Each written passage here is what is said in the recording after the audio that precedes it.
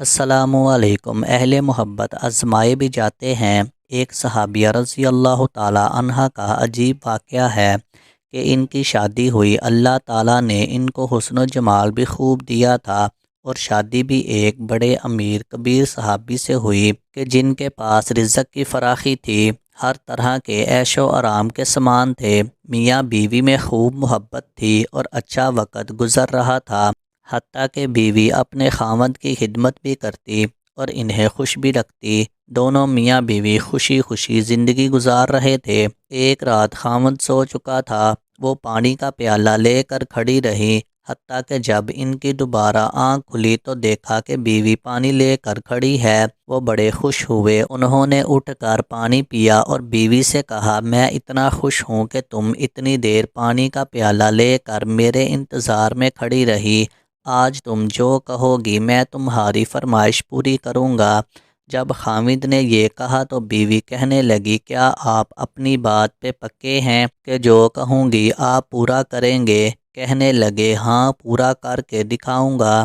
کہنے لگی کہ اچھا پھر مجھے طلاق دے کر فارغ کر دیجئے۔ اب جب طلاق کی بات ہوئی تو وہ صحابی رضی اللہ تعالی عنہ بہت پریشان ہوئے کہ اتنی خوبصورت، خوب سیرت، اتنی وفادار اور خدمت گزار بیوی کہہ رہی ہے کہ آپ مجھے طلاق دے دیجئے۔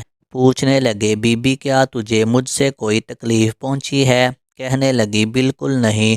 بی بی کیا میں نے آپ کی بے قدری کی ہے؟ ہرگز نہیں۔ کوئی آپ کی امیدوں کو توڑا ہے؟ کوئی آپ کی بات پوری نہیں کی؟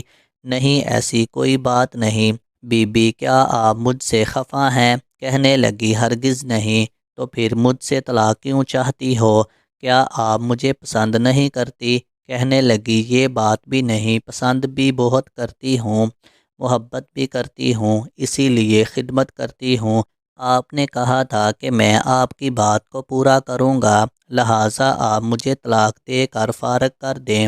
وہ صحابی حیران ہیں کہ کول بھی دے بیٹھے۔ کہنے لگے، اچھا صبح ہوگی تو ہم نبی پاک صلی اللہ علیہ وآلہ وسلم کی خدمت میں جائیں گے اور آپ صلی اللہ علیہ وآلہ وسلم سے جا کر فیصلہ کروا لیں گے۔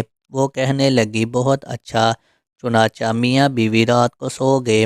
صبح ہوئی تو بیوی کہنے لگی کہ چلو جلدی چلتے ہیں۔ چنانچہ دونوں میاں بیوی گھر سے نکلے تھے کہ خاوند کا کسی وجہ سے پاؤں اٹکا اور وہ نیچے گرے اور ان کے جسم سے خون نکلنے لگا۔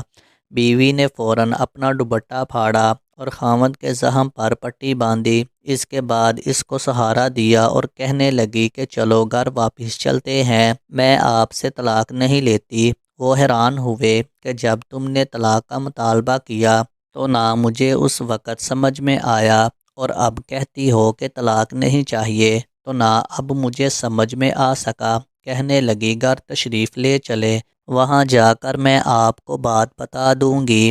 جب گھر جا کر بیٹھے تو کہنے لگے کہ مجھے بتاؤ تو صحیح کیا بات ہے؟ کہنے لگی، آپ نے چند دن پہلے نبی کریم صلی اللہ علیہ وآلہ وسلم کی حدیث سنائی تھی کہ جس بندے سے اللہ رب العزت محبت کرتے ہیں، اس بندے کے اوپر اس طرح پریشانیاں آتی ہیں جس طرح پانی اونچائی سے ڈھلوان کی طرف جایا کرتا ہے۔ میں نے نبی کریم صلی اللہ علیہ وآلہ وسلم کا فرمان سنا تو میں دل ہی دل میں سوچتی رہی کہ میں نے آپ کے گھر میں کوئی پریشانی نہیں دیکھی، کوئی غم نہیں دیکھا، کوئی مصیبت نہیں دیکھی، تو میرے دل میں خیال آیا کہ میرے آقا کی بات سچی ہے۔ ایسا تو نہیں کہ میرے خاوند کے ایمان میں فرق ہو، میرے خاوند کے اعمال میں فرق ہو۔ میرے خاوند سے اگر پروردگار کو محبت نہیں تو میں اس بندے کی کیا خدمت کروں گی؟ اس لیے جب آپ نے کہا کہ میں تمہاری بات پوری کروں گا تو میں نے کہا کہ میں اس بندے سے طلاق چاہتی ہوں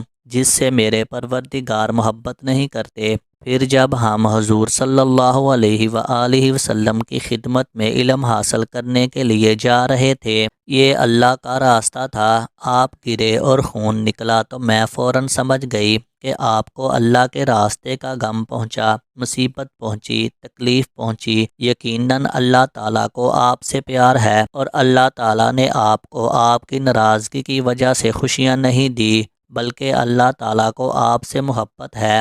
اب مجھے طلاق لینے کی کوئی ضرورت نہیں، اس لیے میں ساری زندگی آپ کی خادمہ بن کر آپ کی خدمت کیا کروں گی۔ سبحان اللہ۔